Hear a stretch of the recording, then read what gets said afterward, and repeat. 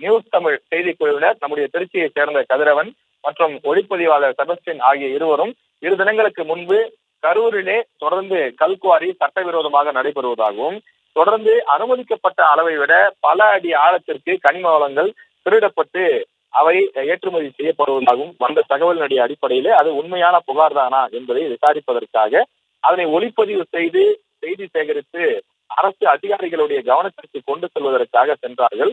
அவர்கள் வந்து செய்தி சேகரிக்க கூடிய அந்த தகவலை தெரிந்து கொண்ட சட்டமன்ற உறுப்பினர், அதாவது ஸ்ரீரங்கம் தொகுதியினுடைய சட்டமன்ற உறுப்பினர் பழனியாண்டி என்பவர் தன்னுடைய மகன் மற்றும் சில ரவுடிகளை கூட்டிக் கொண்டு வந்து அவர்களை நம்முடைய செய்தியாளர்களை அடித்திருக்கின்றார்கள். அவர்களிடம் இருக்கக்கூடிய கேமரா, மைக், லைவ் கிட் உள்ளிட்ட 25 லட்சம் ரூபாய் மதிப்பிருக்கக்கூடிய பொருட்களையும் திருடி சென்றிருக்கிறார்கள். அது மட்டும் இல்லாமல் இவர்களே அடித்துவிட்டு நம்முடைய நியூஸ் தமிழ் செய்தியாளர்களை அடித்துவிட்டு தங்கள் காயம் பட்டது போல, அதாவது செய்தியாளர்கள் வந்து இந்த ரவுடிகளை தாக்கியது போல திட்டமிட்டு திரைப்படங்கள் வருவது போல ஒரு கத்தியை எடுத்து தாங்களே தங்களுடைய கைகளை கீறிக்கொண்டு ரத்தம் சொட்ட சொட்ட மருத்துவமனைக்கு சென்று அவர்கள் படுத்துக் கொண்டிருக்கிறார்கள்.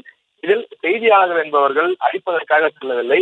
அவர்கள் சட்டவிரோதமாக அங்கு ஏதாவது நடைபெறுகிறதா, அப்படி நடைபெற்றால் அதனை தடுக்க வேண்டியது நம்முடைய கடமை அல்லவா என்ற அடிப்படையில தான் நியூஸ் தமிழ் செய்தியினுடைய திருச்சி செய்தியாளர் கதிரவன் உள்ளிட்டோர் சென்றிருக்கிறார்கள். இந்த கதிரவன் போன்ற செய்தியாளர்கள் நம்முடைய நியூஸ் தமிழ் மூலம் எத்தனையோ பல இடங்களிலே நடைபெற்றிருக்கக்கூடிய கனிம வள கொள்ளைகளை, மணல் திருட்டை, அதே போல இந்த கற்கள் மலைகளை உடைத்து திருடக்கூடிய அந்த திருட்டுகளை எல்லாம் அம்பலப்படுத்தி பல இடங்களிலே தீர்வு கொண்டு வந்திருக்கிறார்கள். எனவே அது போன்ற ஒரு முறைகேடை தடுப்பதற்காகத்தான் அவர்கள் இந்த செயலில் ஈடுபட்டார்கள். ஆனால் ஏதோ செய்தியாளர்களை ரவுடிகள் போல சித்தரிப்பதற்காகவும் அவர்கள் இந்த ரவுடிகளை தாக்க முற்பட்டது போலவும் அவர்கள் செட்டிங் செய்திருக்கிறார்கள். அந்த செட்டிங் 2 நாட்களிலேயே அம்பலப்பட்டு விட்டது என்பதுதான் தற்போது இந்த ஆடியோவின் மூலம் நாம் தெரிந்து கொள்ளக்கூடிய விஷயமாக இருக்கிறது.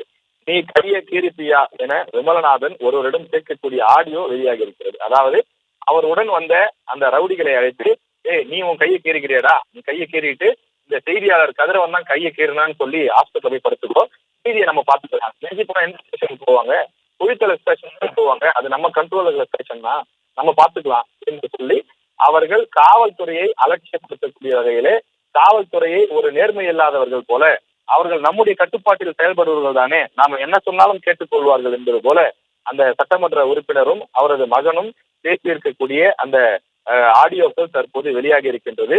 இவர்கள் ஒரு சட்டத்தை கையில் எடுத்துக்கொண்டு செய்தியாளர்களை தாக்கி இருக்கக்கூடிய அந்த பரபரப்பு வீடியோக்கள் மற்றும் ஆடியோக்களை தொடர்ந்து நாம் பார்த்து கொண்டிருக்கிறோம்.